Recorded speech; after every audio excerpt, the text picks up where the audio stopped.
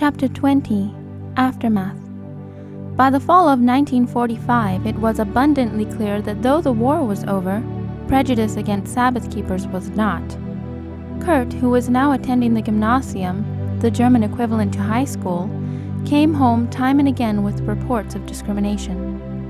"The teachers are scheduling all the tests on Sabbath so that I will miss them. They won't let me make them up," he complained. Another time it was, "They won't let me participate in the speech contest because I was not in class on Sabbath." Every week there were new grievances while Kurt's grades plummeted. Because of the Sabbath problems, Franz and Helena had already decided earlier that they would not send Lotte to the gymnasium, but would let her finish only the compulsory 8 grades of elementary school. Now they made up their minds to take Kurt out of school also and apprentice him to learn a trade, knowing that without the completion of the gymnasium, he would never be able to attend university. At 8 o'clock one morning, Franz went to the courthouse downtown where the employment agency was located to search for an apprenticeship for his son. As he walked upstairs, he heard someone call out, "Franz! Franz!" The voice sounded familiar, but in the dark corridor, Franz couldn't be sure who it was. Then he saw a man sitting on the bench, Lieutenant Gottschalk, Peter Gottschalk. "Peter, what are you doing here?" "I have to go in there," Peter replied, jerking his head in the direction of a nearby courtroom. "What's happening?"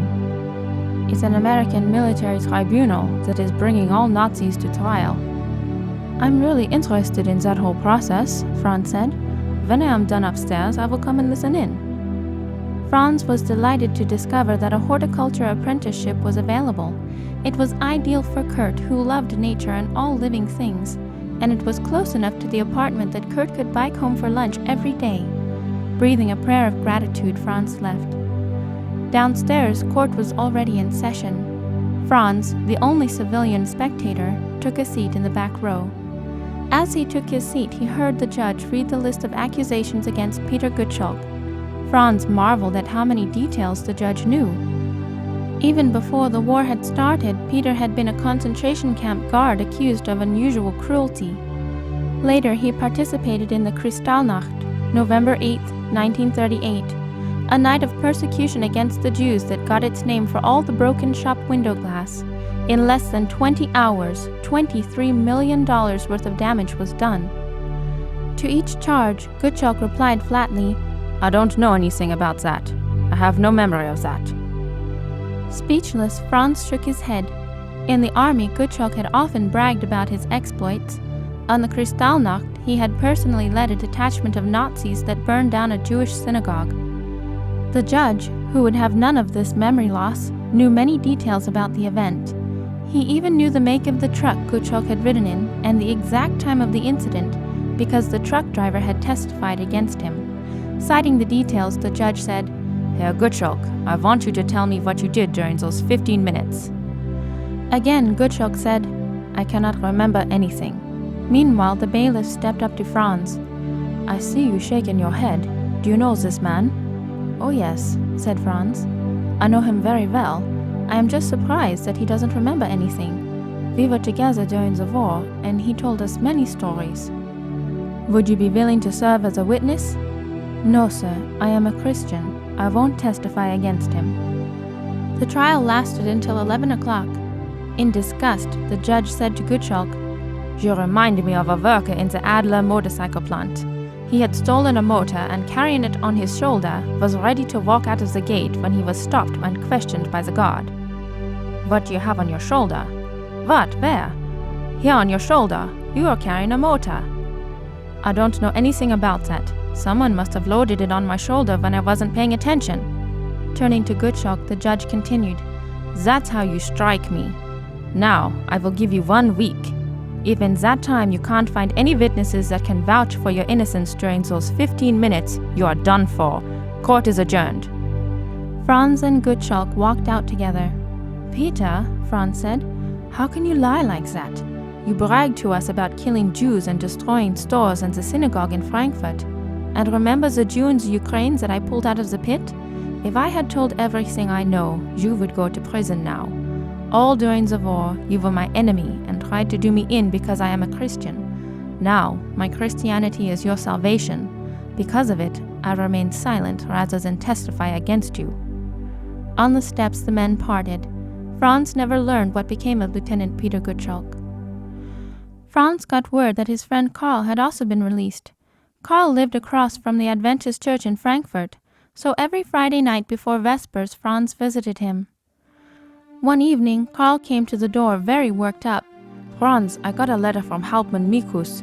In order to be employed again as a professor of history, he needs an affidavit stating that he committed no war crimes. Remember how he wanted to shoot me in 1942 because I said we had already lost the war? I'm not going to write any such thing. He always had it in for me. The very nerve." Silently, Franz listened while making his own plans. The following week, he visited their mutual friend Willi and casually asked for the Hauptmann's address in the town of Lahn. Then he wrote his own affidavit. He gave his own credentials, name, birth date, birthplace, the fact he had never been a party member, and the fact he was a pastor in the Seventh-day Adventist Church. He continued, "Even though Mr. Mikus was a committed member of the National Socialist German Workers' Party, he was a team player who would have gone through the fire for us." Then he recounted the time Mikus had let a soldier off the hook who had been drunk on guard duty, how he had saved the soldier who had talked about defecting to the enemy, how he had saved Franz when Franz said Hitler was a scoundrel, and many other incidents. He sent this document with a cover letter to Hauptmann Mikus. 3 days later, Franz received a response. "Dear Comrade Hasel, please allow me to call you that. I never had any idea that you were not a party member. Please accept my sincerest appreciation for your document." As a result of this affidavit, Professor Mikus was acquitted and allowed to teach again. One Sabbath in 1953, Franz was preaching in the town of Lahn. Afterward, the church elder, a dentist, invited him home for dinner. "I can't stay very long," Franz explained. "My old Hauptmann lives somewhere around here and I want to visit him." "Oh," the dentist said. "Who is it? I know everybody." "His name is Mikus." "I'm sorry to tell you this, but Professor Mikus died last year." "I am sad to hear that," Franz said. "Let me tell you a little about him." He recounted some of his war experiences with the Hauptmann and told how he'd given the officer a Bible study on the image in Daniel and how Mikus had borrowed his Bible. With growing interest in his eyes, the dentist followed the story. When Franz finished, he nodded his head. "Now," he said, "I understand something that has puzzled me for years. I don't know if you realized it when you served with him, but Mikus was a Catholic.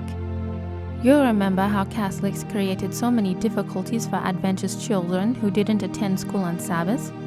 Well, every one of my children had Mikus for a teacher. He always gave them the Sabbath off, and he never ever scheduled tests on Sabbath. I often wondered why, but now I see. I am so grateful that all of my children were able to finish the gymnasium." Before Franz left, the family formed a circle and prayed. Together they thanked God for his guiding hand through all of their lives. On the way home, Franz reflected on what he had heard.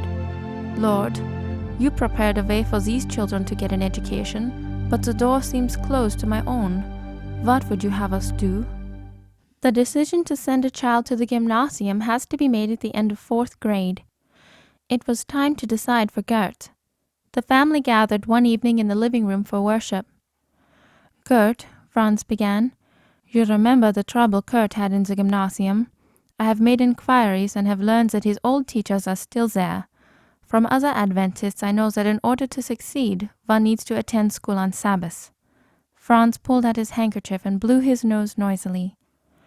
"I know how you love learning," he continued. "You would like to study at a university. If we don't send you to the gymnasium, you will not have this opportunity. What do you want to do?" Everyone's eyes were on Gert as he swallowed hard.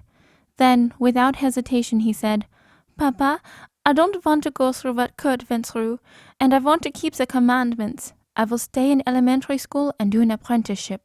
Helena put her arms around Gert and held him tight. She understood the sacrifice he was making. Then the family knelt together while Franz prayed, "Lord, all through the war you protected us and, in the end, brought us back together safely. Now Gert has decided to be faithful in Sabbath keeping rather than get a higher education. I pray that you will not let this be a disadvantage to him as he prepares to work for you." The family rose, formed a circle, and once again sang their favorite hymn, "A mighty fortress is our God. We will not fear, for God hath willed his truth to triumph through us. The body they may kill, God's truth abideth still, his kingdom is forever."